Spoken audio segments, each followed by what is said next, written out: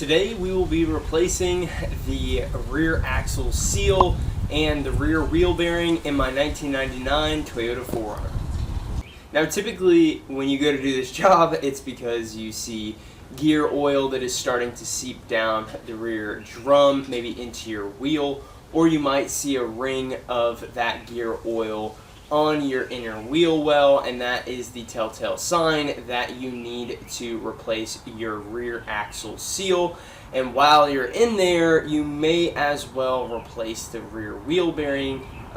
Typically what will happen is that oil will saturate the bearing, and it can actually start to deteriorate the bearing by washing out any of the grease that is inside of that bearing. So that is what we are going to be doing today. Now, if you're wanting to tackle this job, it seems like 3 different ways that you could do it. You can go to a shop and have them do it. I had Toyota quote me at $2,900 bare minimum to do this job on both sides. And then you can do a full DIY, which is what I'll be doing. Requires the purchasing of a handful of specialty tools that you may or may not use again, but you can do that. Or you can do something in the middle where you prep everything on your end, you pull the axle out, and then you have a shop that will actually press off the old bearings and the old retainers, and then you just slide it back together. So choice is up to you as to what you're going to do, but today we're going to walk through the DIY method. Now that we have the vehicle jacked up, put on some A-frames, I've got the front wheels blocked with some bricks. I'm not sure how much that's going to help, but it's a little something. I've got the wheel off, so you got to remove your lugs, which are 21 millimeters, and then now we have to remove the brake drum. And so I'm assuming that the pads inside of there are going to be super saturated, so we're also going to be replacing the pads when we do this as well. Now we're just going to give it a light tap, and hopefully we can wiggle it off.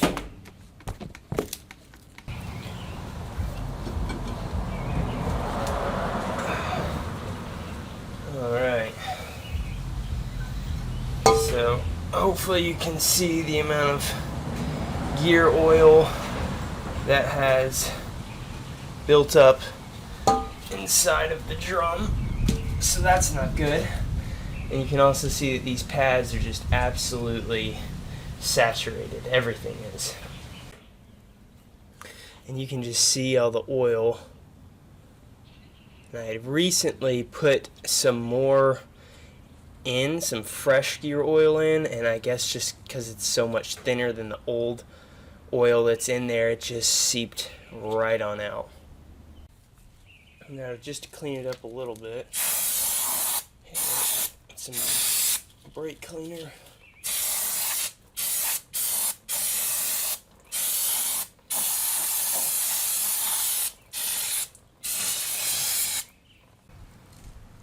So now that we have the rear drum cover off, we are going to take a 24 mil and loosen the rear gear oil fill hole, or the rear axle fill hole. And the only reason that we're doing that is so that we can make sure that we can get oil back in. After we crack that loose, we are going to drain out whatever gear fluid is actually remaining in the axle.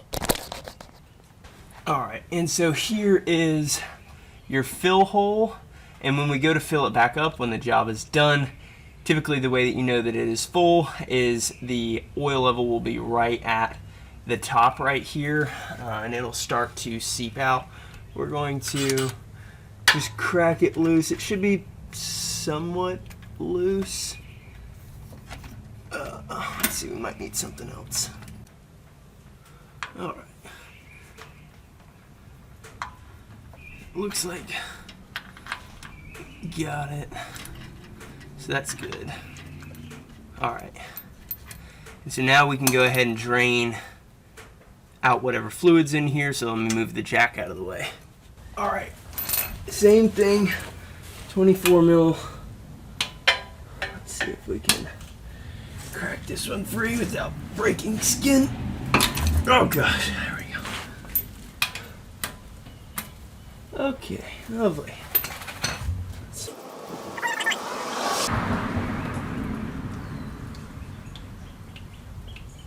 Okay, so a fair amount. It's not a terrible color. What's actually pretty interesting is you can look. Hold on, let me change up this camera angle. Now on the drain bolt, there's actually a magnet at the end, and so it will collect any magnetic or any metal particles at the end of it. And you can see that it looks like this is a mixture of kind of goo and some metallic particles at the end. So I'm going to clean this up, but just as a warning to you, if you find a whole bunch on your plug, there might be some internal damage to your axle or the gears in your diff. See this right here? This is why I was never allowed to do things on the driveway growing up. I always had to do them in the oil pit because I seemed to always leave some sort of stain or residue on the driveway. Fixed for now. Next up, we're going to remove the parking brake. So it's going to be this line right here. Hopefully you don't have it engaged. There's a little pin right here that we need to take out. So it's got this clip, and then the pin will just come out the top. Should be simple. Alright, I've got another pair of my wife's purple pliers that I'm probably going to get grease and gear oil all over.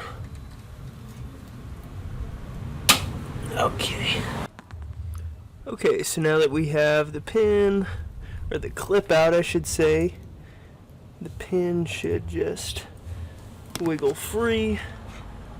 There we go. And now we just kind of slide this off right here. And looks like we got a little clip, so make sure not to lose that. So next up we've got the ABS sensor, which is right here. It's a 10 millimeter. With the amount of gunk and buildup on here, it might now be an 11 millimeter.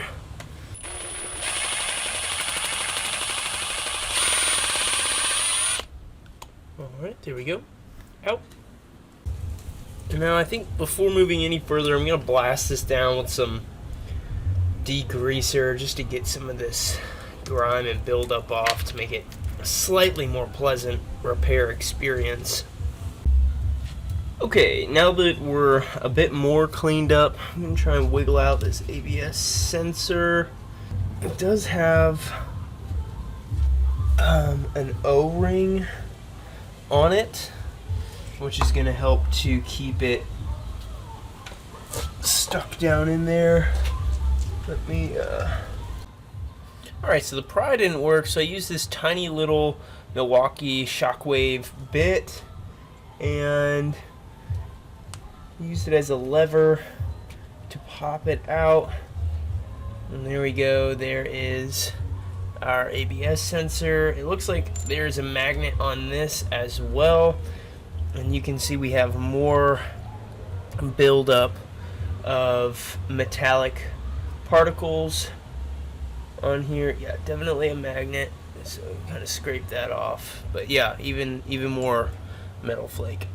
Now I was watching a Timmy the Tool Man repair of this job, and they made the call out that if you look at this ABS gear and it is lapping up the gear fluid, then that is a telltale sign that your bearing or your seal has failed. And I don't know if you guys can see that all that well, but this thing is soaked in fluid, which would tell me for sure, if I didn't already know, that the seal is bad. Alright, so next up is going to be our brake line. So I'm going to crack this one free. Should be a 10 millimeter, or it is, I'll say. Alright, so now that's loose. I'm going to go ahead and grab a cap as well. It comes off fairly easily so that brake fluid does not go all over Timbuktu.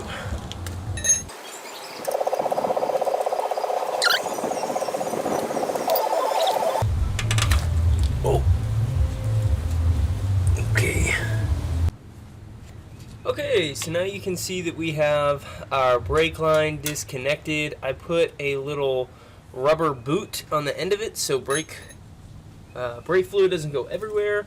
So now it's time to remove the 14 millimeter bolts that actually hold on this entire brake and axle assembly. So it'll just be a square 1 and then 2, bottom 3, and 4. So let's go ahead and take those off. Alright, let me see if I can wiggle an impact in here.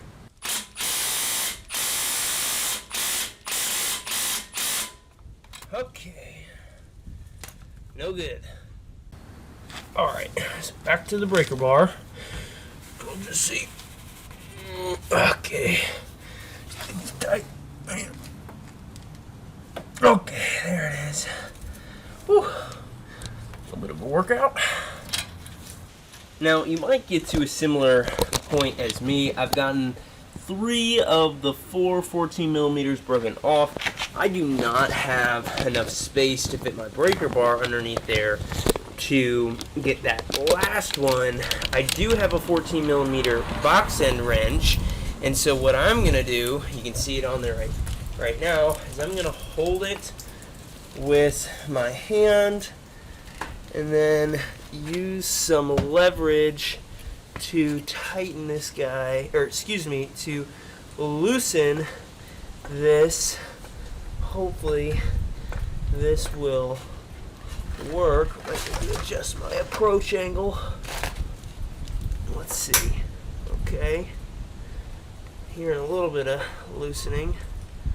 Let's see, just gently does it. Okay. There we go. Alright. I think that did it right there. Nice. And just another look here at that, oh crud. Okay, here we go. Just another look at this bolt right here.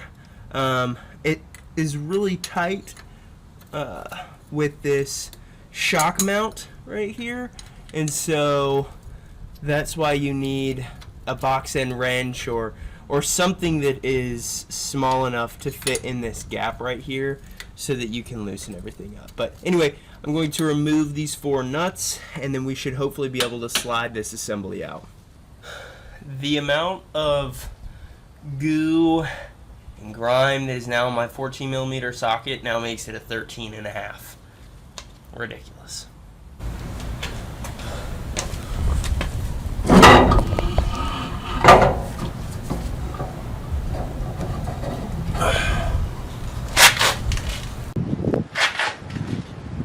Alright, and there she blows.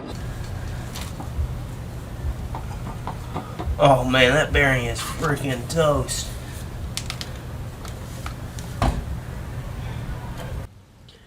Okay, so we just pulled out the axle, and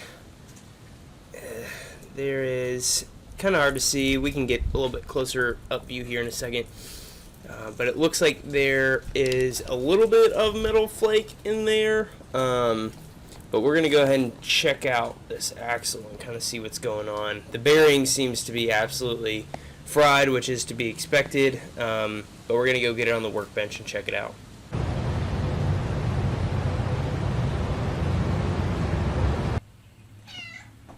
Got the associate in here, but let's go ahead and take a look at this axle shaft. And I'm no Sherlock Holmes or Hardy Boy or anything like that. I don't even think I've won a game of Clue, but I think somebody's done this job before. This retainer right here looks as if it has already been flipped, which is a method that some people have done in the past. And I've seen that it works for some folks, but not only that, the seal in the axle housing itself also seems to be a remanufactured unit, so I'm just piecing my context clues together here that I think this job's been done before. Okay, so now just taking a look at that bearing, how I said that it was toast. if you have any play like this, your bearing is most likely completely failed. And if you look really close, you'll actually see that there's some metal flake buildup along the bearing, where I'm guessing that inner piece of it has just worn completely. And it's led to this kind of flying saucer mode that you see here that you never want to have. So now I'm going to clean this up, so I'm working with a little bit nicer surface, and then we'll go ahead and start separating all of these components that are pressed onto the axle shaft. And now really quick, just to touch on this retaining ring right here. As far as I understand it, the thought process behind flipping that retainer is so that there's more surface area for that retainer to touch on the axle seal.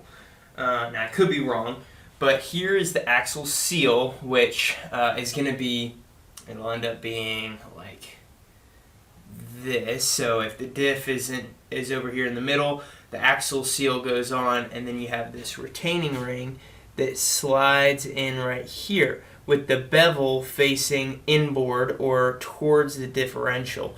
So the thought process is that if you flip it, you actually have more surface area in contact with the seal, which makes a better seal, essentially.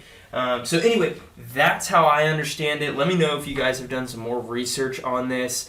This particular seal, like I said, has already been flipped, which is why I also believe that this job has been completed in the past.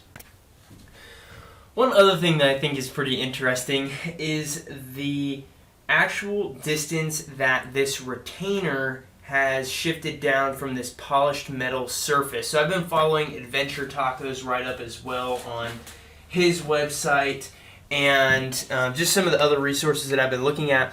And this distance is typically just a couple of millimeters, and when I measured mine, you can see after zeroing this out and measuring with my digital calipers, it's about 12.5 millimeters off of this polished metal surface. And I also noticed that when I went to go pull the ABS sensor out, and I noticed that the ABS gear was shifted a lot further to the left or to the outer portion of the vehicle in comparison to what I've seen in the past.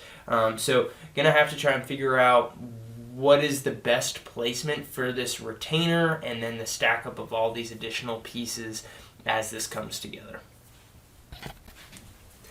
And finally, if you want to hear what a bad bearing sounds like, take a listen.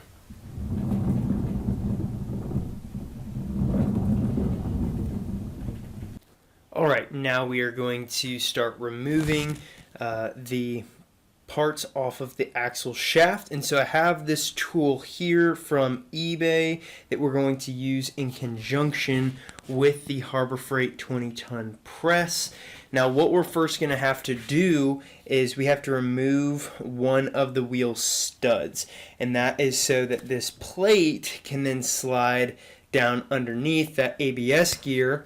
I do have a bit of a concern though, as I mentioned, having this being pressed down so far in comparison to other videos. I don't know if this plate is going to shimmy underneath the ABS gear. So a little bit concerned with that, but we're going to go ahead and pound out this stud right here so that we can then slide this in like that, and it'll go in between all of the other studs. And then this piece right here is going to slide down the axle shaft, and we'll bolt it together. Alright, now I'm going to use a brass hammer along with a block of wood. So I've got my block here and a brass hammer, and we're just going to see, got bits and pieces flying off this chunk of wood. I'm just going to see how much force this really needs. I don't know if we've made any progress so far. Let me put the nut on there, give it a better surface. So what I ended up doing, sorry I didn't get it on film, was the brass hammer just didn't have enough oomph behind it, so I held the brass hammer up and then I hit it with this mini sledgehammer just so I didn't mar up the nut or anything, but we've got that popped down, so I'm going to go ahead and slide it out the backside. So now the moment of truth is to see if this will slide underneath. Let me take these. Hey, there we go. Look at that. So now that we have this on, we are going to take this piece right here, like I mentioned, and it's going to slide down over the axle on like this. And now we're going to reinstall all of the washers that we took off, along with the associated nuts that thread on as well, and tighten that up and get it ready to take to the press behind me. Alright, now we are going to take axle half, and it is going to,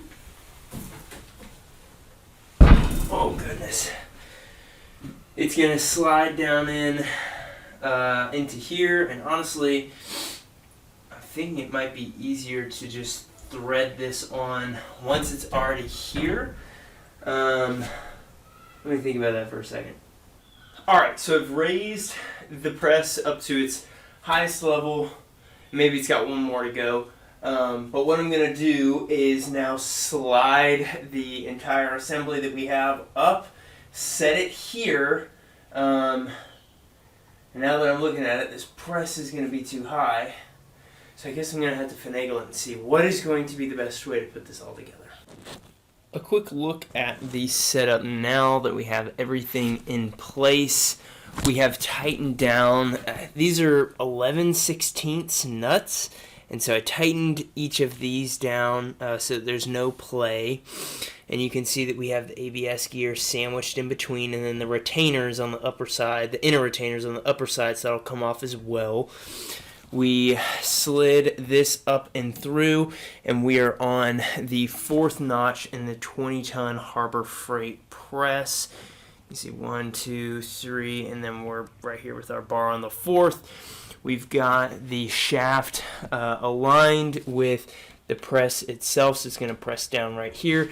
So we are going to go ahead and begin. I also have a bit of a crash pad, as I've heard that, you know, it kind of breaks free and drops suddenly. So I've got some bubble wrap in a wooden block. So now that we have everything lined up, let's go ahead and press.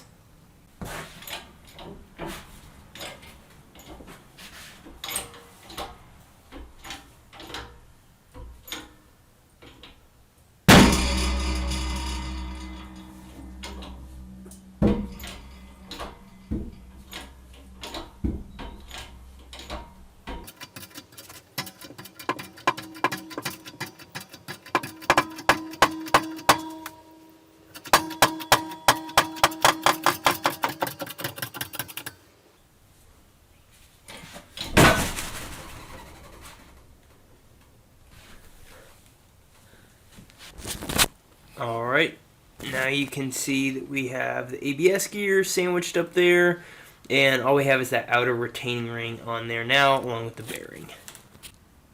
Now here's what we've got. I'm going to go ahead and loosen up those nuts and pull those two pieces out. So here we have our inner retainer, our ABS gear, and so now what we're going to do is thread the nuts back onto each of the studs, but remember we took one out, so it lives right here, so we need to put this one back through. And so what we're gonna do is kind of shove it back through, and I've seen that you need to use a few washers, so I'm gonna try and use these washers over here to then pull this stud back into place, and then we can lower this specialty tool back on and press out the bearing and the outer retainer as well.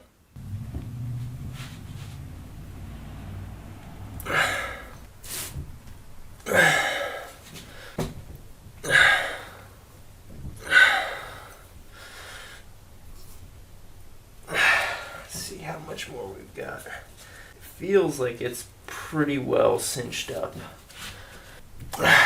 Okay, let's just give it an eyeball test. Okay, so just pulled this stud back through, and it looks to be pulled through just as much as the original ones that haven't been popped out. And just feeling underneath the back here, it seems as if it is flush again. So now, like I said, we can slide our specialty tool, which I have right here, to pull it back over top. There we go. And now we are going to do the same thing that we did earlier and put our washers on.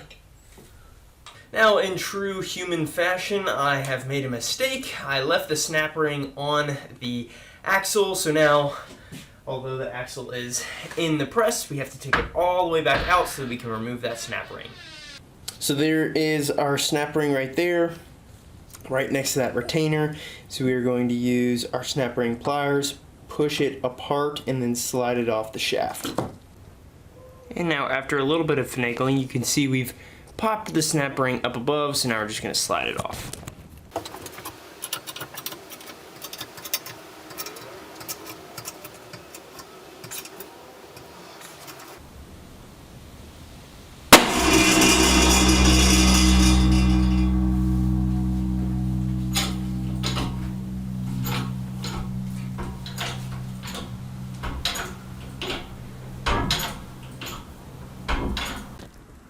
Alright, and there's just a quick look as we continue to crank this down. Note that the second time you take these bearings off, it's going to take a little bit longer because you have a longer distance for the bearing and the retainer to actually travel to get fully removed. So no worries if it takes a little bit longer.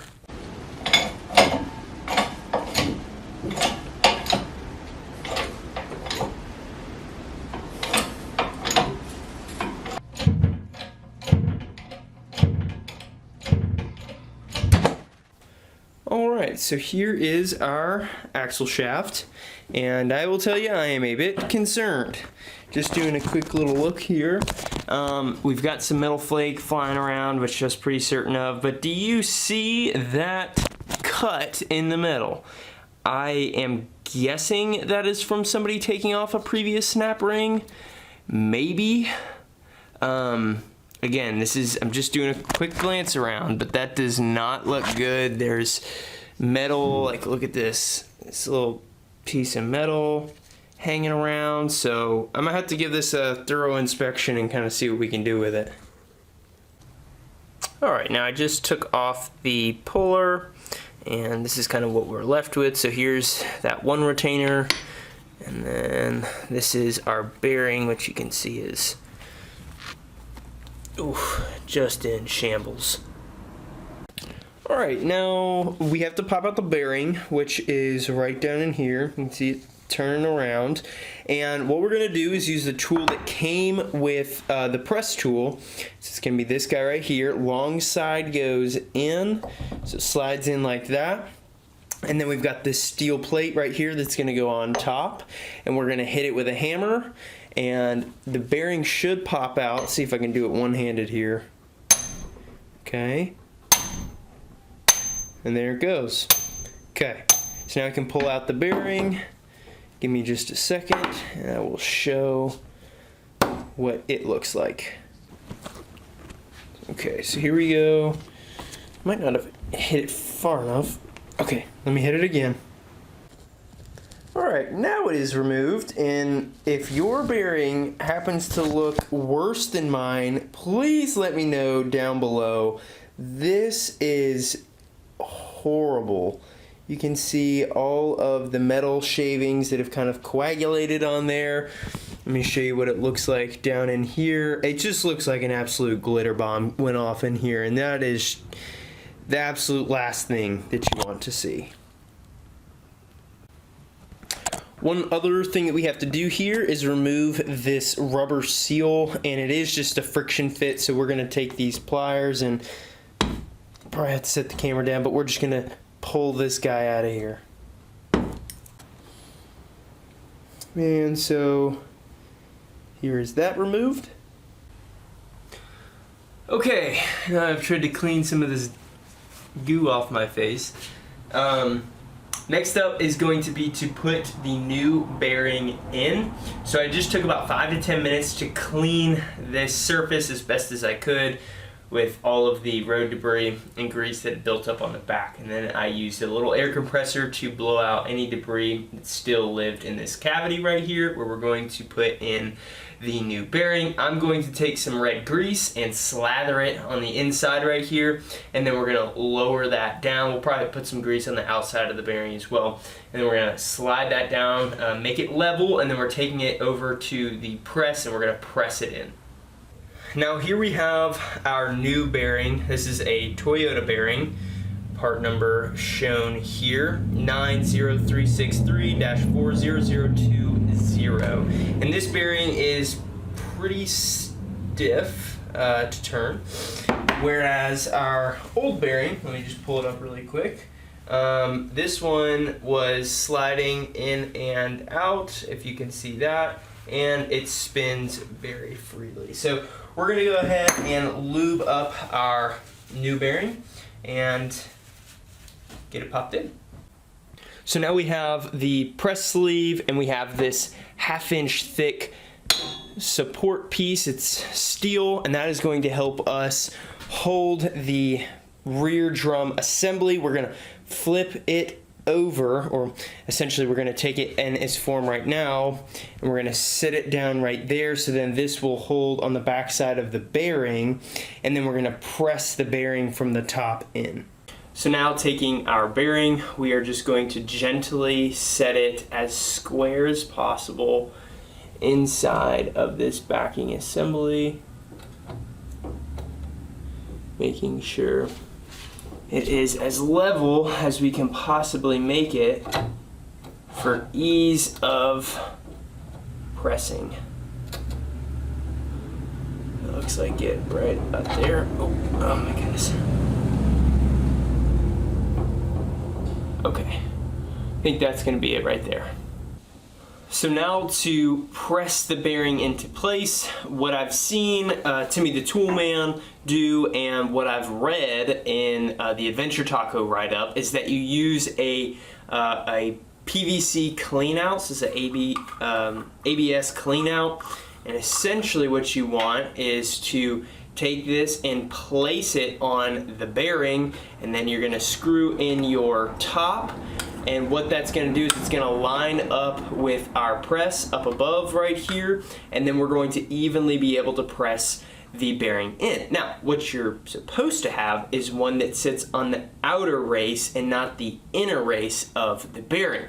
And unfortunately, I purchased the wrong one. So what we are going to do to make do is take our steel plate that we used earlier, and I'm going to lay that on top of the bearing to apply even force. I'm going to set our clean out in the middle of that plate, and then I'm going to crank down the press to where it aligns with the top of the clean out. Now we are all lined up. For the most part, I'm going to be very, very gentle as I do this. Any resistance that you feel, and you're going to need to back out, because that resistance is going to be the bearing not going in square and instead going in somewhat cattywampus, which is not what you want to have. So it appears to be going in nicely.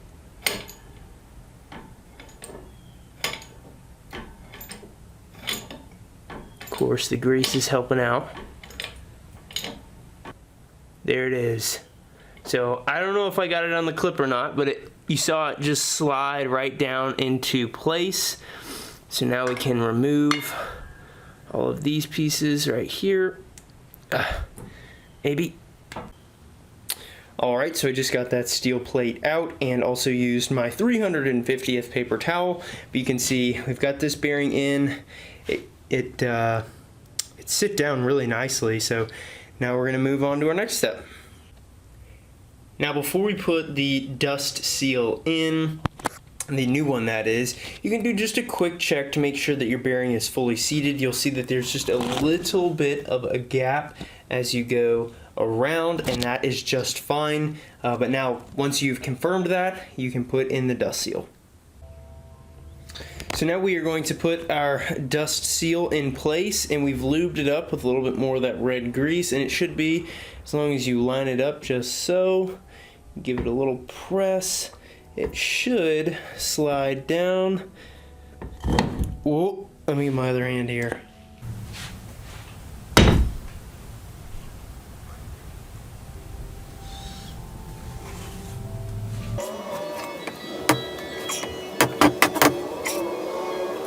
Now with the dust seal installed, we need to lubricate the mating surface on the axle itself, so we're going to go ahead and put some grease on that before pressing the bearing and the retainer down. Now that we have our axle shaft greased up, you can see there, I am going to lower this down very gently and evenly to make sure I do not shift the bearing out of place. Right about there. Okay, so that's good. Now we're going to grab a new retainer, or the Toyota naming convention for it is a spacer bearing. There's actually no ball bearings in it, but this is a brand new one, and we are going to do it with the beveled edge facing upward. So I'm going to lubricate this as well and then slide it down.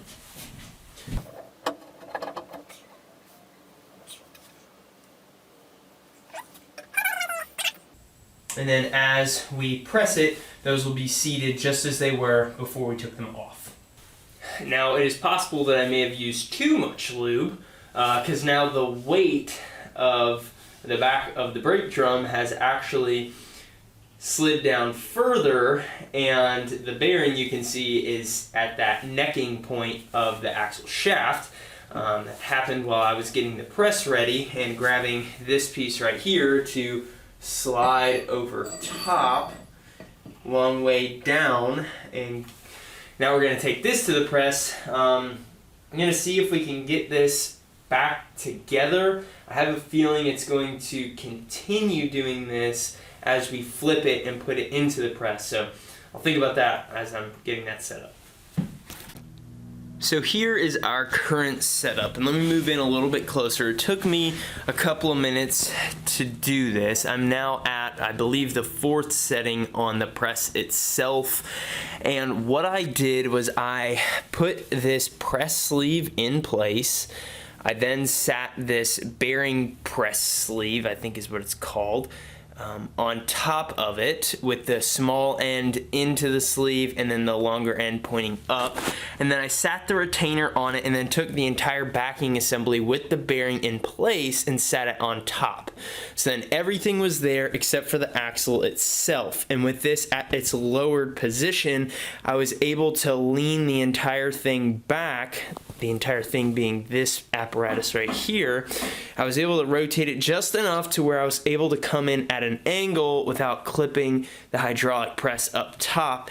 Now everything is assembled, we're ready to press, everything is lubricated. Now I just need to lift this assembly up a little bit so that we don't have as great of a distance between the press and the actual axle.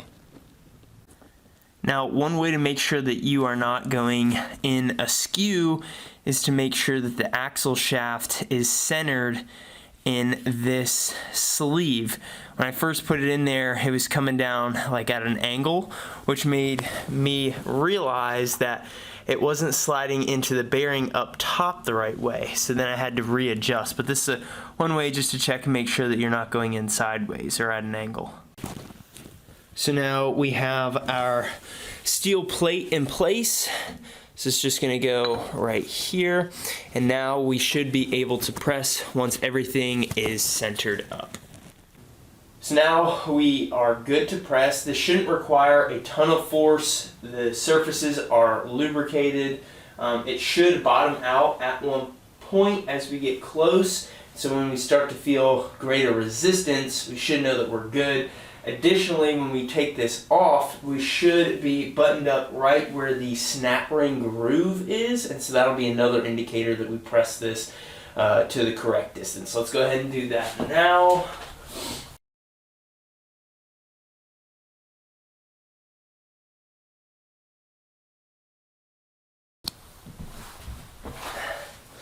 So I just did a quick check to see if I could see the snap ring groove, and I couldn't see it yet. So I released the press a little bit, and then I lifted the assembly up so I could look down at the retainer down here, and I couldn't see the groove yet. So we're going to press it a little bit further. I'm just trying to be cautious. I don't want to damage anything.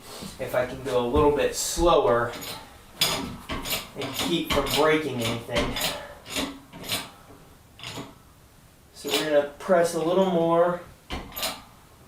So I think what has actually happened is I'm running out of displacement from the press itself, and it's not pressing any further. I didn't feel it like it was going down any further, so I'm going to have to lift this assembly up a notch so that I can press it the rest of the way. I just checked the retainer again, and I still haven't made it past that snap ring groove. So I'm going to lift it up, and then we're going to keep pressing.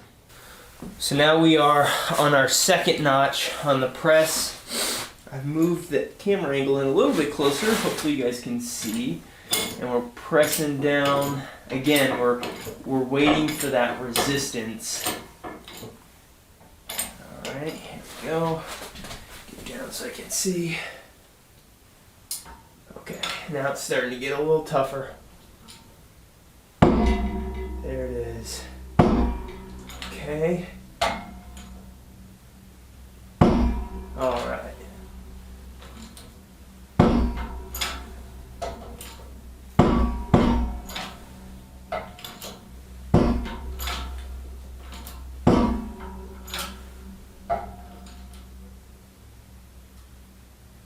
I think that's it right there. So now here we go. Like I said, there is the groove for the snap ring right there. So we're gonna go ahead and put that on. And so I've got my new snap rings right here. If I could only open the bag. There we go. Pull one out. Or two, put one back. All right. And so now, since the first one was destroyed when I took it out, I don't know if you can probably not see the difference because my gloves are black, but the first one is very stretched out. And so what we're going to do is just essentially get our pliers in it, just put a little bit of tension on it, slide it up over the top, and kind of guide it down with both hands. And now we're reaching the necking surface, so we're going to expand the ring just enough, helping it down with our fingers. Oh. Right into place. There it is. Perfect. Here we go. Now just a close-up view of that. It should be seated down into that groove. And just for a quick demonstration of the new bearing, give it a listen. You can probably only hear my jacket rustling because it's that smooth. Next up we have our ABS ring. I am reusing mine, so I cleaned it to make sure there were no metal fragments from my bearing that was falling apart. And so now we're going to slide it on. I've greased it along with the mating surface down here. And again, just like the bearing and that first retainer. It's just going to sit right here at the necked position until we press it. I also have our new retainer ring right here, so I'm going to put a little bit of grease on it for maximum lubrication. And now this is where you can choose how you want to put your retainer on. Now I'm going to do it the way that Toyota did it, and that is to do the bevel side up, whereas others are doing the bevel side down to increase what I would presume that contact area with the seal itself. So like I said, you do whatever you feel comfortable with. I am doing bevel side up and just sliding that down on here. Now we are ready to press. So here is our setup for our final press. Put everything in place. You can see we have our sleeve on right here, our retainer, and then our ABS gear. And so now what we are going to do is press this into place. I need to look up real quick to see just how far in this needs to be pressed with the polished surface showing, and that is the point of this little window right here that you see in the sleeve. You're supposed to be able to measure and see how far you've pressed onto the metal surface with that, so that's how we're going to be able to judge it. So upon further research, it seems as if the sweet spot is between 4 and 5 millimeters of polished metal surface showing. If you recall from the beginning of this video, it was 12.4 millimeters, so call it 12.5 millimeters of polished metal showing. I am not surprised that it was that far. Whoever did this job before me did an interesting one, to say the least. So we're going to go with about 4 to 5 and see how that looks. I'm going to try and use my calipers, or maybe make something that is the measurement of about 4 to 5 millimeters, so that we can look in this little window and see when we have that much showing. So now we're going to go ahead and start pressing. I actually marked a little notch on the sleeve about 5 millimeters down, so that might be a good indicator for us as we go. Again, this is, you need to be very careful with this final press. I don't necessarily ever want to pull this back off, though I will if need be. But I'd rather be slow and methodical than to have to redo the job.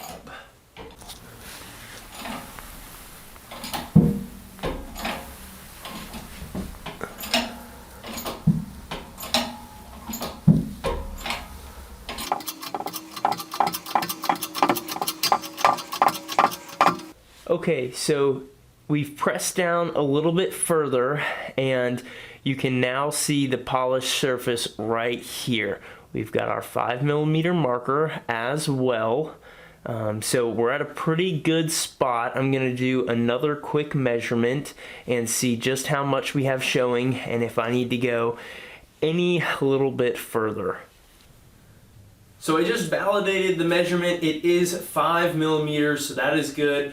We're going to take the entire assembly out of the press, and now we should be ready to do the entire restall into the axle housing once we change out the seal that is inside the axle. So that is next up.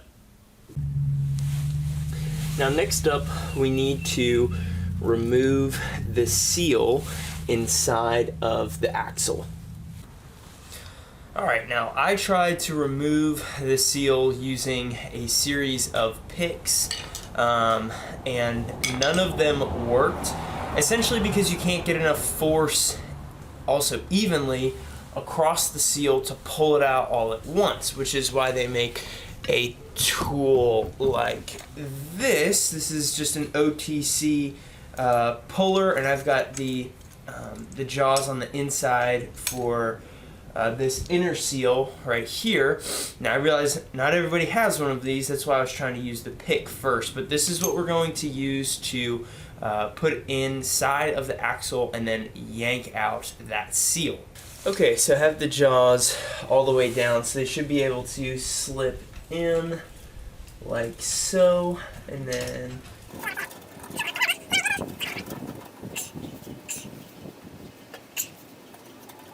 alright, so now we should be gripping that seal pretty well, so we're going to go ahead and give it a yank,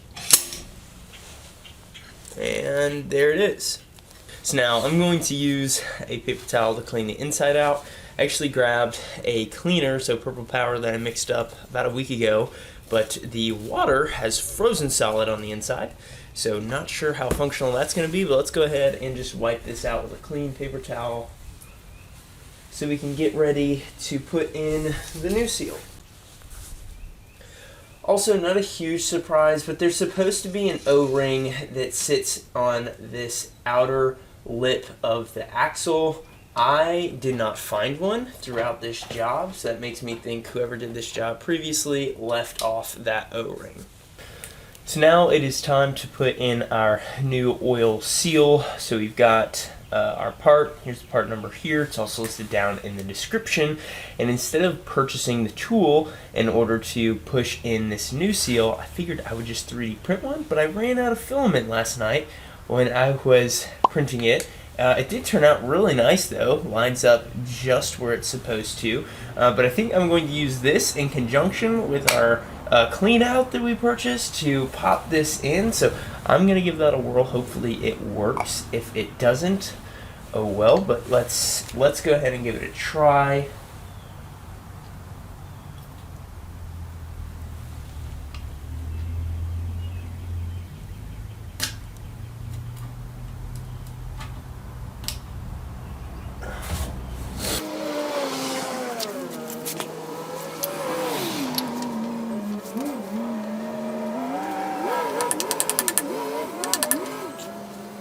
So, fail attempt on the first seal. I attempted putting it in. It was almost fully seated in there, and there was one tiny little spot where it wasn't seated just right. So I tried to tap it in using this extension, terrible idea, and ended up deforming just a little bit, and then when I went to go yank it out, I just tore the hell out of it. So anyway, fail number one. The other axle seal for the other axle is in the freezer now, so I'm going to lube up this surface as much as possible to aid with the insertion of this seal, and hopefully take number two goes better. Now we have our second seal fresh out of the freezer, so we're going to attempt to install this one and not destroy it.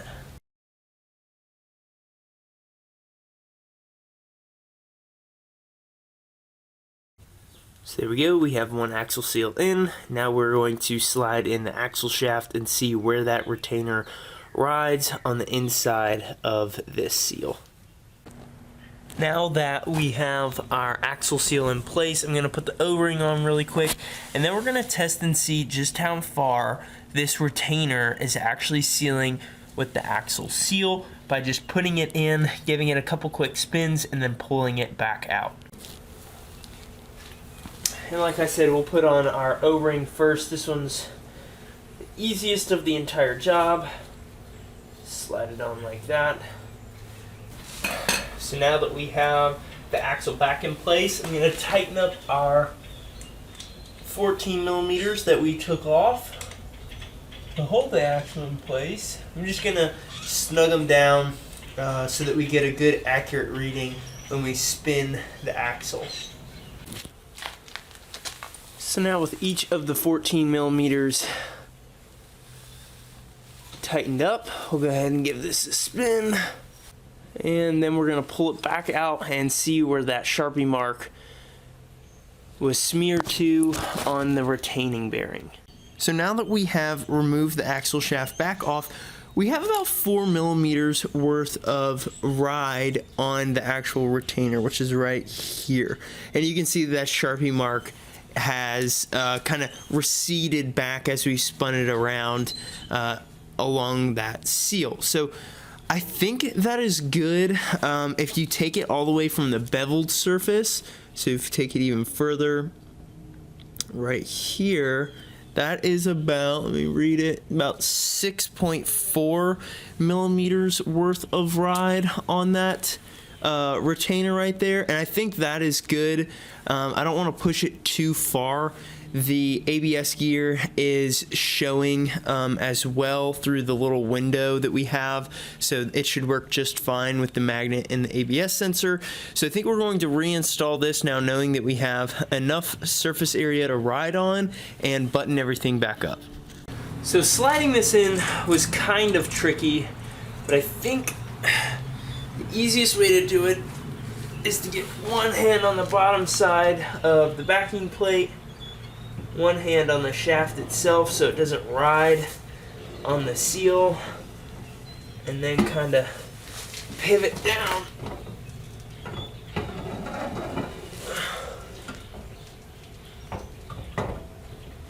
And sit if you need to, I suppose.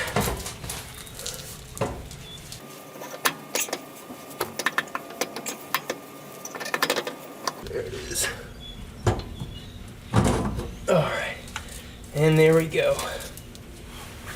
Of course, the brake cylinder up here at the top as well. Don't want that going in at a different angle.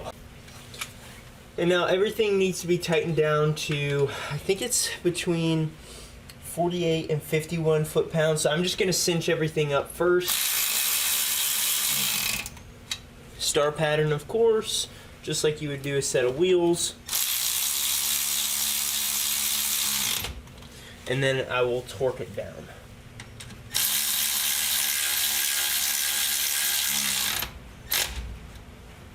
So I just finished tightening to 50 foot-pounds, 3 of the 4 14mm bolts. If you recall from the start of the video, there's the one that's back here by the shock absorber mounting bracket that is super tight, and so I'm gonna have to use a box end and just kind of feel how tight that is in comparison to the other ones that I've buttoned up.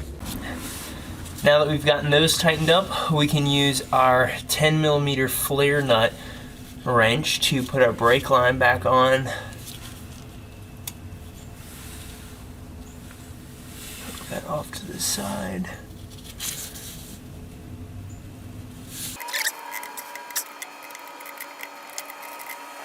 So it's a little bit hard to see, and now I've got brake fluid all over my camera, but the brake line is reattached. There is still a little bit of threading showing, and I went ahead and checked the passenger side just to make sure that that was normal, as I could not remember from when I took it off, and that is totally fine. So next up, we are going to put back in our ABS sensor, which we have right over here. And if I move the wheel just real quick, or the axle shaft I should say, you can see that gear spinning right about there. And so we know that we're going to be lined up when we go to put our sensor in. I'm going to give this a wipe down. Again, it is magnetic, so it will have picked up anything it would have stuck to potentially, so always good to keep it clean. Remember, it's got that O-ring on it, so you'll have to give it a little bit of a shove, and then we'll take our 10 millimeter. Hopefully you have not lost it. And just finishing it off with a little hand tighten. I don't know exactly what the torque spec is. I would imagine it's probably around like 15 or so, nothing super crazy. So next up, we are going to put our brake cable back on. Again, hopefully you haven't lost any of the components. Remember, there's this little tiny bracket that slides on the inside as well, along with our pin. So let's slide that down into place, hopefully. See. And now to pop our pin back through. See if we can eyeball that. There we go. So now that's reconnected. Our brake line is reconnected. We've tightened down our 4 14mm nuts to 50 foot-pounds. I should say 3 of them to 50 and 1 of them to Guten tight. And then we have our ABS sensor as well that is tightened down with our 10mm right there. And now we'll put our drum cover back on. Now at this stage, this is when you would replace your brake shoes. Mine are trashed, absolutely, I know that. I'm going to replace them, but before I do, I want to make sure everything's good with the bearing and the seal. So I'm going to go ahead and tighten everything back up, put the axle oil back into the axle, drive around and just make sure that there are no leaks. Last thing I want to do is to replace these shoes, drive around for a few miles, and then have them be saturated with oil because I didn't do a good job. So let's go ahead and finish up the rest here. And in another video, I'll show replacing the brake shoes. So we're going to go ahead and line this up.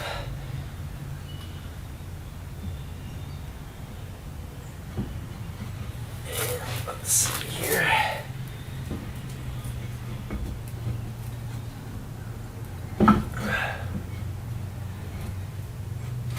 There it is. Okay. There we go. Boom. Look at my hands. I took my gloves off for like 5 minutes and they're just covered in grease. Time to reinstall our wheel. Alright, so now our final step that we have the wheel on over here is to put gear oil in.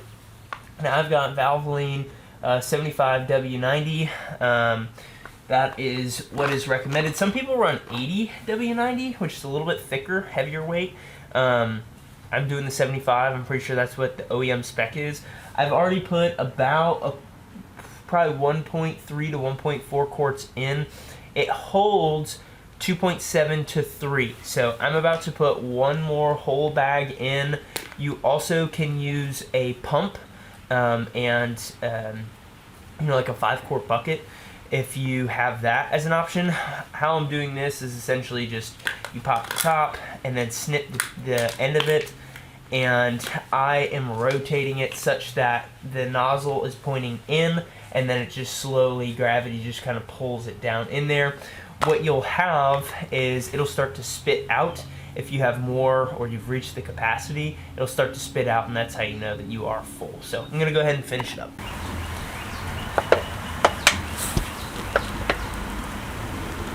So now we are going to grab a brand new drain plug gasket. It's technically just a little crush washer, but we're gonna put that on our 24mm bolt, tighten it back down. It's about 15 to 20 foot-pounds. We'll tighten that back up, and then we should be good to go.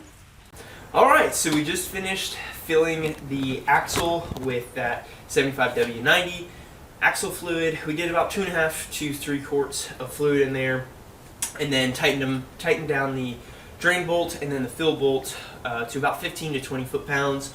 Tightened up our rear wheel, so we've got that good to go. Now it is time to fire it up and hear if there's any grinding noise, which is what we heard originally, and then B, just to see if there's any leaks coming from just a quick rotation of the wheels. Okay, going into reverse.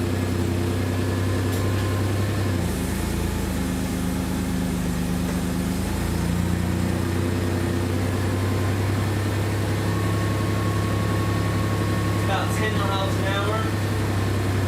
Brake. Neutral. Should stop it. Drive.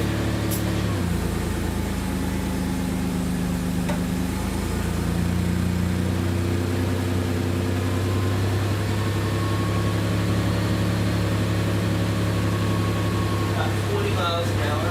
So there we go, we just did a quick little test. There was no audible noise from that bearing. Just did a quick look as well to see if there was any axle fluid that was seeping down the back. Didn't see anything. The real tell will be when I go and drive it around. I still have to bleed the brakes, and that's gonna be a whole nother video. So that I'm gonna leave it right there. Hopefully you guys found this video beneficial. Please give it a like, leave it a comment. I love seeing those words of encouragement. Really motivates me to continue making these videos. If you have any tips, feel free to let me know. I'm going to do the other side in a few weeks when I have some time to do it. So if you have any tips, share them my way. Otherwise, thank you guys for watching this video, and I'll catch you in the next one.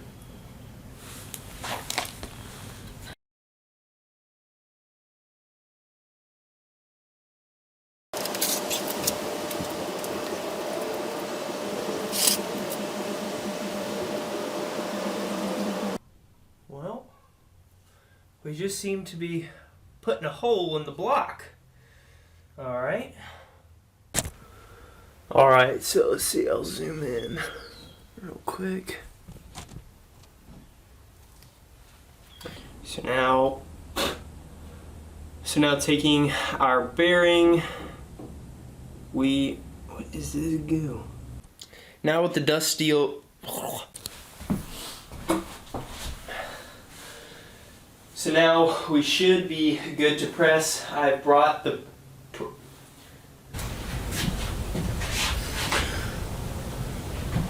wow,